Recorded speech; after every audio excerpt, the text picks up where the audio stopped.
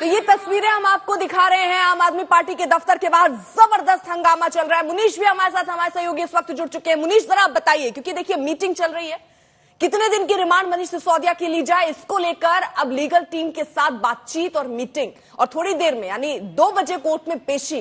कितनी संभावना दिख रही है, कितने दिन की रिमांड मांगी जा सकती है और सबूत उसमें कितनी बड़ी भूमिका निभाते हैं इस रिमांड को कम या ज्यादा करने में?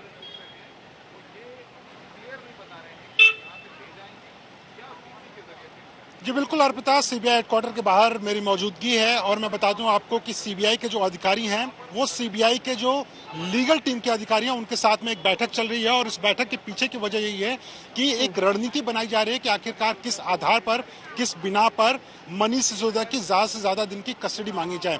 इस रिमांड नोट में जो सूत्र हमें बता रहे हैं उसमें जानकारी दी जाएगी आखिरकार क्या ऐसी वजह थी कि मनीष सिसोदिया को गिरफ्तार करना पड़ा। उसमें कुछ प्रमुख वजहें होने वाली हैं कि मनीष सिसोदिया जांच में सहयोग नहीं कर रहे थे, सही जवाब नहीं दे रहे थे, और जब सबूतों से उनका आमना सामना कराया गया, अमूमन जैसे एक्साइज पॉलिसी की बात करें कि शराब नीति में बदलाव क्यों किए गए, वो 164 का बयान जिसमें अधिकारी ने कहा कि मनीष सिसोदिया खुद निर्देश दे देते, और सबसे महत्वपूर्ण बात जो होने वाली है वो सबूतों को नष्ट करना। सीबीआई ने यह भी आरोप लगाया हुआ है कि मनीष सिसोदिया ने खुद सबूतों को नष्ट किया हुआ है जो कि शराब नीति में बहुत बड़ी भूमिका निभा सकते थे। तो इस बिना पर उनकी गिरफ्तारी की गई है। पहले तो सीबीआई ये बताएगी कोर्ट को, और दूसरा सीबीआई को ये पता है कि मनीष सिसोदिया की तरफ से भी बड़े वकील आएंगे, एक लंबी चौड़ी बहस हो सकती है।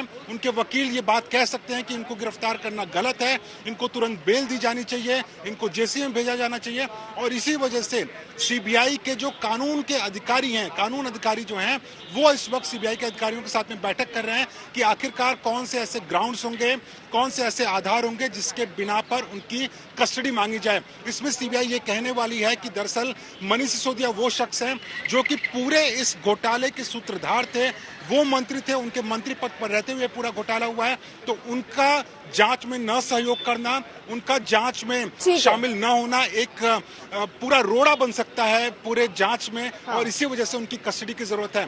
हमें ये जानकारी दी गई कि सीबीआई इसमें ज्यादा दिन की कस्टडी मांगेगी और अब ये कोर्ट के ऊपर निर्भर करता है। मुनीश, लगातार देखिए हमारे सहयोगी मौजूद हैं, हमारे साथ हिमांशु भी हैं और चंडीगढ़ भी आपको लिए चलेंगे क्योंकि आम आदमी पार्टी का वहां प्रदर्शन भी हो रहा है। लेकिन इन सब के बीच आरोप और प्रत्यारोप के जो बाण हैं वो थमने और रुकने का नाम नहीं ले रहे हैं। जहां पर आम आदमी पार्टी की तरफ से खासतौर पर केजरीवाल ने सामने आकर ये कहा कि सीबीआई के बहुत सारे अधिकारी ऐसे हैं जो ये मान रहे थे कि गिरफ्तारी नहीं होनी चाहिए। ये उन्होंने ऐसा दावा किया जिसके जवाब में मनोज तिवारी भी सामने आए और उन्होंने कहा कि ऐसी अफवाहें, फेक न्यूज नहीं फैलाना चाहिए। तो ये आरोप और प्रत्यारोप भी चल रहे हैं। साथ ही साथ जरा आपको जल्दी से चंडीगढ़ लिए चलते हैं क्योंकि देखिए थोड़ी देर पहले हमने आपको तस्वीरें दिखाई थी दिल्ली की, जहां पर आम आदमी पार्टी सड़कों पर उतरकर प्रदर्शन कर रही है। चंडीगढ़ में भी प्रदर्शन है, लेकिन वो प्रदर्शन की तस्वीरें आपको दिखाएं उससे पहले मनोज तिवारी का बयान आपको सुनवा देते हैं। कहते हैं कि आप इंसान को धोखा दे सकते हैं, भगवान को नहीं।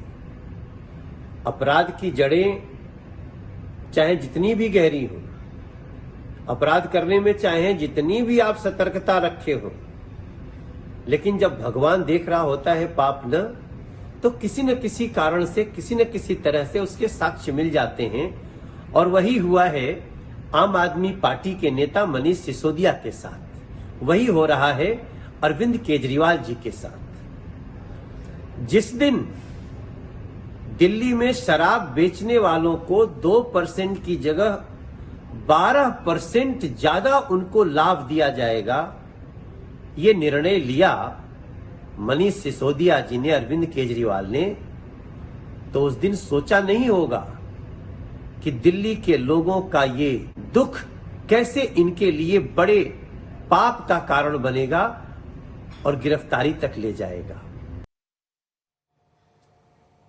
आशुतोष भी हमारे साथ, हमारे सहयोगी मौजूद हैं आम आदमी पार्टी के दफ्तर के बाहर। आशुतोष, जरा तस्वीरें दिखाइए, वहां हलचल कैसी तेज?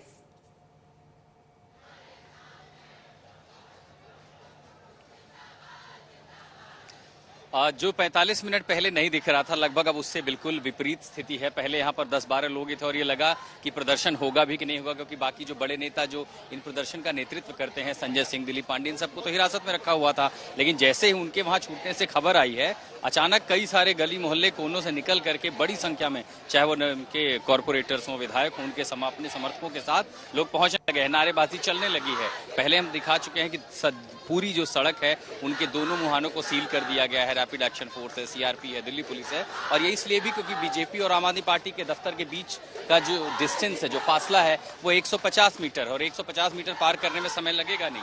लेकिन उसके बावजूद जिस तरह की बातें हम सुन रहे हैं कि कोशिश ये की जा रही है कि वो दफ्तर तक जाए, प्रदर्शन करें, लेकिन उसीलिए आप ये देख पा रहे हैं जो पूरी एक तरह की ह्यूमन वॉल बनी हुई है। आगे रैपिड एक्शन है, दिल्ली पुलिस है, वाटर कैनन है, तो अगर ये यहाँ पर जाएंगे तो कोशिश की जाएगी कि ये बैरिकेड पार ना कर सकें। जाहिर है आगे बीजेपी का जहां दफ्तर वहां पर उनकी बैठकें भी चल रही हैं, जो पार्टी के प्रेसिडेंट है वो भी यहाँ मौजूद है, तो दिल्ली पुलिस किसी भी हाल में नहीं चाहेगी कि कम से कम ये आम आदमी पार्टी के कार्यकर्ता इसको पार करके आगे तक जा सके। जहां तक मुनीस ने जानकारी दी कि सीबीआई की तैयारियां क्या क्या है, किन किन दलीलों को लेकर के आम आदमी पार्टी के खेमे में भी वकीलों के साथ विमर्श चल रहा है। जाहिर है वो रिमांड का विरोध करेंगे। रिमांड के साथ साथ अदालत में जो दलीलें होंगी वो बहुत महत्वपूर्ण है।